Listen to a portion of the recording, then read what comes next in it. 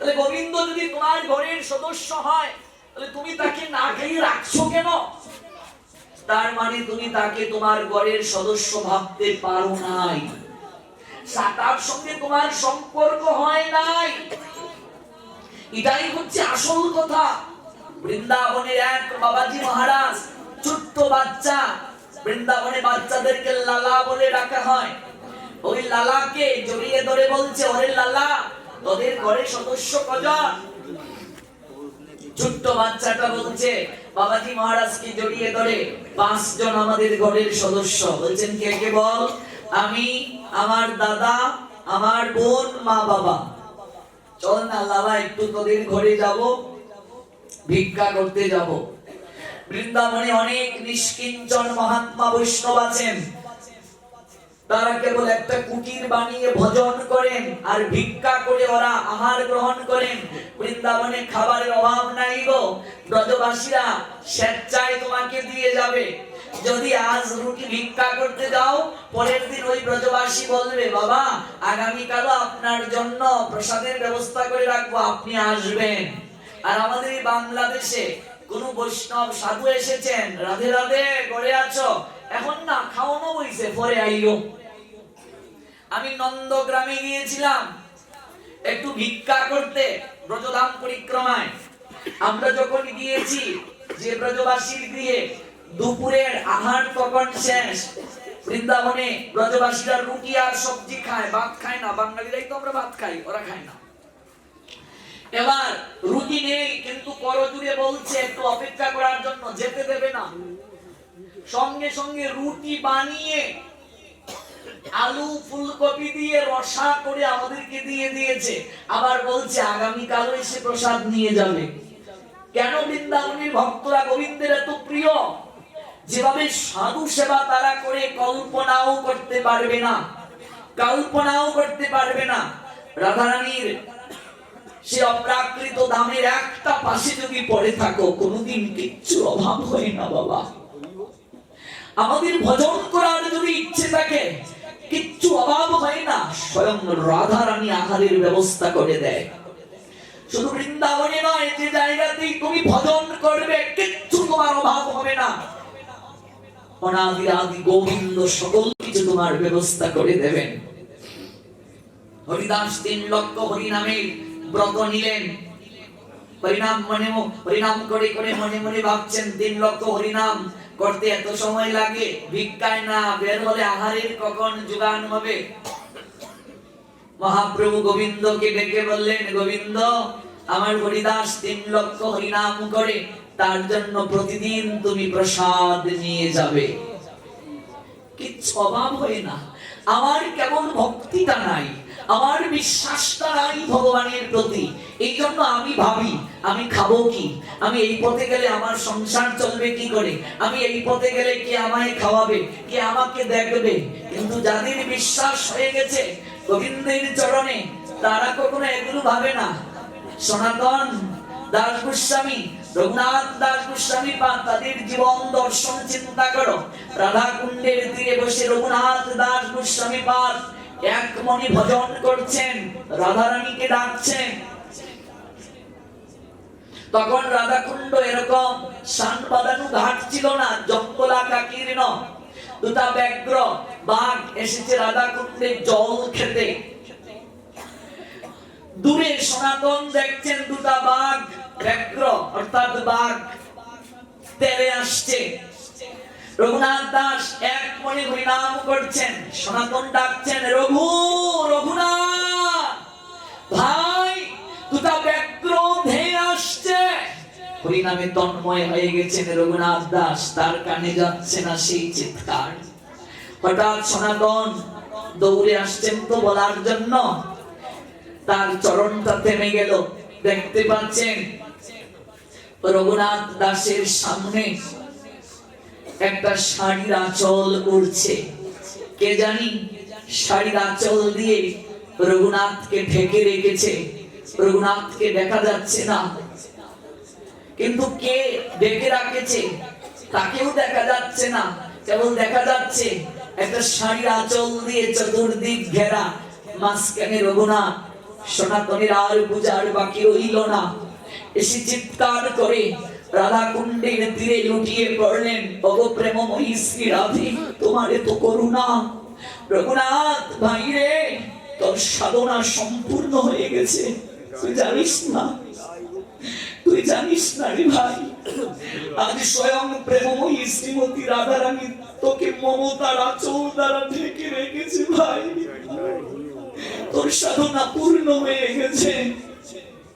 কুণ্ডেশ্বরী শ্রীমতী রাধারানী তার মমতার আঁচল দ্বারা রঘুনাথকে ঢেকে রেখেছেন। ধাম এমন এক অপ্রাকৃত জায়গা, এখানে কিচ্ছুটির অভাব হয় না। আপনি যেদিন থেকে ভক্তি পথে প্রবেশ করবেন, মনে রাখবেন সেই দিন থেকে আপনার যত দায়িত্ব ভগবান গ্রহণ করেছেন, যদি তাকে আপনি সমর্পণ করে দেন, ভগবান কোনো না কোনো মাধ্যম দিয়ে সব দায়িত্ব গ্রহণ করেন। কিন্তু আমরা তাকে সময় দেই না, তাকে নিয়ে চিন্তন করি না, তাকে নিয়ে ভাবি না।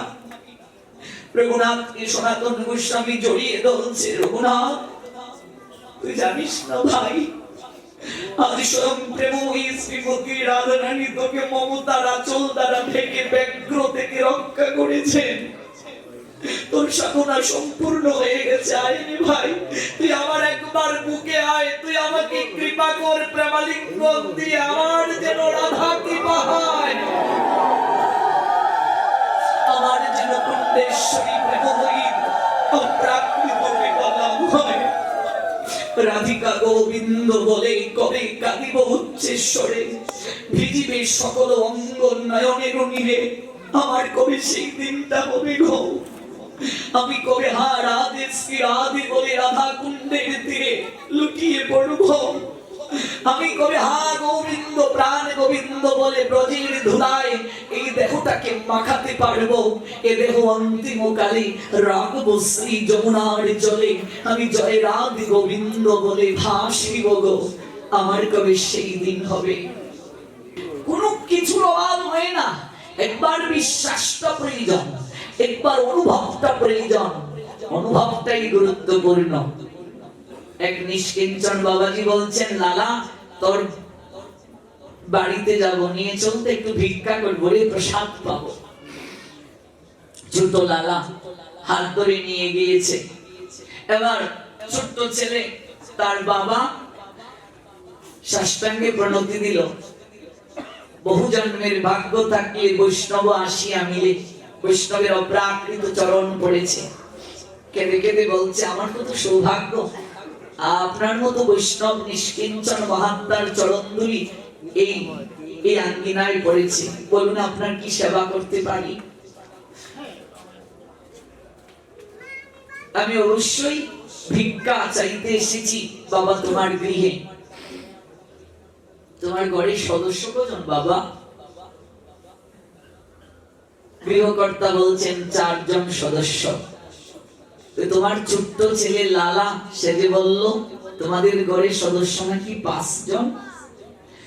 বলছে, বাবাজি আমার ছেলেটা তো অঙ্কে কাঁচা, এখনো ভালো করে শেখেনি, তাই হয়তো ভুল করেছে। আমি আমার ছেলে আর মেয়ে আর সহধর্মিনী। তোমার লালাজি বলল তোমার নাকি আরেকটা বড় ছেলে আছে, ওর দাদা। এ লালা বল, তোর দাদা কোথায় রে? আঙ্গুলটা ধরে ছোট্ট লালা ঠাকুর করে নিয়ে গিয়েছে। নিয়ে গিয়ে আসনে বসা গোপালের দিকে আঙ্গুল দেখিয়ে বলছে, ওই তো আমার দাদা গোপাল। আমার মা ঘুম থেকে উঠে স্নান করে সর্বপ্রথমে ওই জায়গাটাতে এসে খাবার দেয়, ননি দেয়, মাখন দেয়, সন্দেশ দেয়, লাড্ডু দেয়। আমি একদিন মাকে বললাম, মা আমি না তোমার ছেলে, তুমি আমাকে না দিয়ে প্রথমে এইখানে কেন খাও, ও তোমার কে হবে? আমার মা সেদিন আমায় জড়িয়ে ধরে বলছেন, লালা তুই যেমন আমার ছেলে, ওই গোপালও আমার ছেলে হবে, তুই আমার ছেলে আর গোপাল আমার বড় ছেলে। তোর তো ক্ষুধা লাগলে বলতে পারিস আমার ক্ষুধা লেগেছে, আমায় খাবার দাও। তোর তো পিপাসায় কাতর হলে তুই আমার কাছে জল চাইতে পারিস। কিন্তু আমার গোপাল বুবারে বাবা, সবার সঙ্গে কথা বলে না, কিন্তু কেউ যদি তাকে ভক্তি মনে ডাকে কেবল সে তার সঙ্গে কথা বলে, এবং তার সঙ্গে সে কথা বলে। বাবা রে, আমি আজও তার সঙ্গে কথা বলতে পারিনি, আমি পারিনি বাবা। তাই সে আমাকে জানাতে পারে না তার কখনো ক্ষুধা লেগেছে, তৃষ্ণা লেগেছে। আর যে জানাতে পারে না মায়ের কাছে, আমার এখনো তার অনুভব পূজার ক্ষমতা হয়নি। এই জন্য সর্বপ্রথমে ওই সন্তানটার প্রতি মায়ের সবচেয়ে বেশি নজর থাকে, যে সন্তানটা মায়ের সঙ্গে কথা বলতে পারে না। তুই তো ক্ষুধা লাগলে বলতে পারিস, তৃষ্ণার্ত হলে বলতে পারিস, ও তোর দাদা হয়। মনে রাখবি, যেখানে যাবি তোর দাদাকে প্রণাম দিয়ে যাবি। তোর দাদার কৃপায় তোর কোনোদিন অমঙ্গল হবে না। বলুন না মহারাজ, আমার মা কি মিথ্যে বলেছেন? ছোট্ট লালাকে বাবাজি মহারাজ জড়িয়ে ধরে বলছেন, লালা রে, আমার বুকে আয়। তোর বয়স খুব কম, কিন্তু আমি আজ তোকে একটা প্রণাম দিতে চাই। তোর বয়স কম হতে পারে, কিন্তু তুই ভজন মার্গে অনেক দূরে চলে গেছিস। ওরে, তুই ভগবানকে সম্পর্কের বাঁধনে বাঁধতে পেরেছিস রে। আমি সংসার ছেড়ে এসেছি, আজও তো আমি গোবিন্দকে এমন করে সম্পর্কের বাঁধনে বাঁধতে পারিনি। আয় আয় আয়, আমি একটা তোকে প্রণাম দিয়ে আলিঙ্গন দিতে চাই, যেন আমিও এমন করে গোপালকে, গোবিন্দকে ঘরের একজন ভাবতে পারি। এই হলো সম্পর্ক, এই হলো প্রীতি। সম্পর্ক করিয়া ভজে কৃষ্ণ তারি নাহিতে যে, বাকি সব মরে ও কারণ। যদি গোবিন্দ ঘরের সদস্য হয়, তাহলে গোষ্ঠীর কেউ মারা গেল, তাহলে গোবিন্দের গড় লকডাউন কেন? গোষ্ঠীর কারো ঘরে বাচ্চা হলো, তার গড় লকডাউন কেন? তার কারণ হচ্ছে ভগবানকে আমরা দূরের করে রেখেছি, আজও আমরা তাকে আপনার করতে পারি নাই, ঘরের একজন ভাবতে পারি নাই। এটা হচ্ছে মূল কথা। কেউ মারা গেলে যখন যজ্ঞানুষ্ঠানে আপনি নিয়ে আসবেন, জীবাত্মার আকর্ষণটাকে ল্যাস করার জন্য, জীবাত্মার কার্য হচ্ছে একটা দেহের প্রতি আকর্ষিত হয়ে আরেকটা দেহে যাওয়া। যতদিন পর্যন্ত দেহের প্রতি, সংসারের প্রতি, অনিত্য জিনিসের প্রতি আকর্ষণ থাকবে, ততদিন পর্যন্ত আপনাকে আমাকে জড় জগতের বিভিন্ন যোনি পরিভ্রমণ করতে হবে। এই জন্য দেহটার প্রতি মমতা নষ্ট করে দেওয়ার জন্য দেহটাকে আগুনে পুড়িয়ে দেয়া হয়।